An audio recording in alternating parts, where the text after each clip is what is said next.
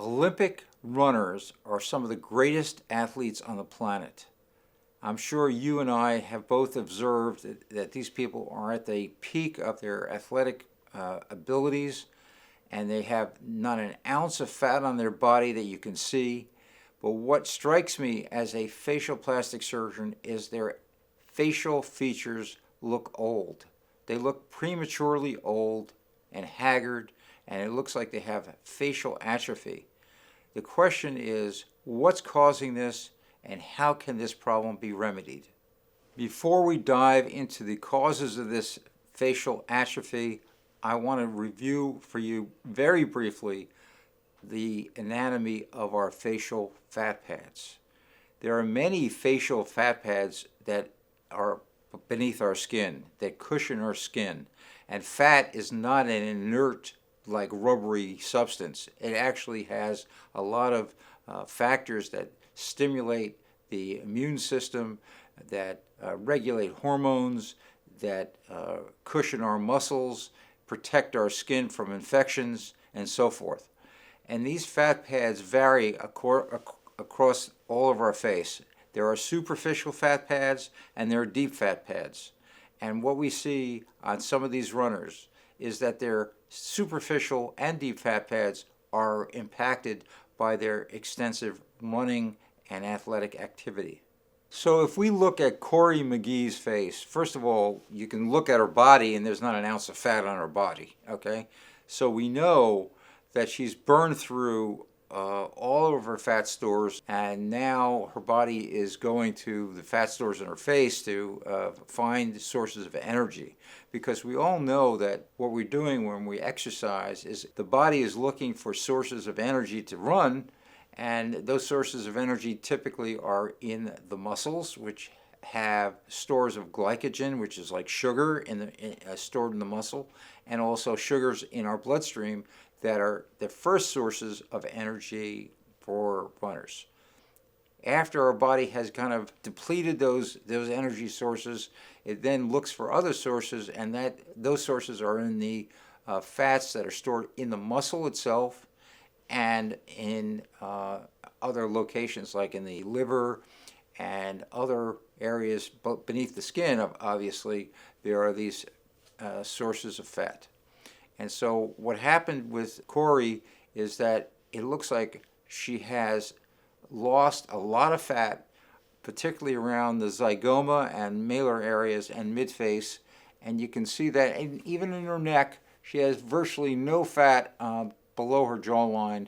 And what we're looking at is really almost a skeletonized image of where we're looking through skin at underlying muscle. So when we look at this athlete, what we're looking at is a very thinned down image of their face. And sometimes actually there can be muscle atrophy as well, not just fat atrophy from this extreme athletic activity. In addition to the fat atrophy, however, these long distance runners are subject to sun exposure on a daily basis. They're running hours outside in the environment, and they're getting sun exposure and sun damage to their skin, which also thins out their skin and makes them look old. Now, this facial atrophy is not confined to any ethnicity. You can see that this long distance runner, Kipchoge, has similar facial atrophy to McGee. He's lost a lot of this lateral fat, temporal fat, and his zygoma and bones are well exposed, and his skin looks thick, and again, it's most likely due to a combination of fat atrophy, muscle atrophy, and also sun damage to the skin. What we can compare some of this facial atrophy to is young children who have severe malnutrition. There's a condition called marasmus, which there are young children who develop this skeletonization of their face and loss of tissues on their face because they are missing not only proteins, but they're missing fat in their diet and other macronutrients, vitamins and so forth. And uh, those people are kind of examples of extreme malnutrition. So if you think of these athletes losing this type of tissue, they also have sort of a malnutrition type appearance, even though I'm sure they eat adequate amounts of fats and protein. They still burn through all those nutrients very quickly. So it's very important that if you are a runner, that you eat adequate amounts of not only carbohydrates, which of course are the immediate sources of energy, but also you need to replenish your fat stores.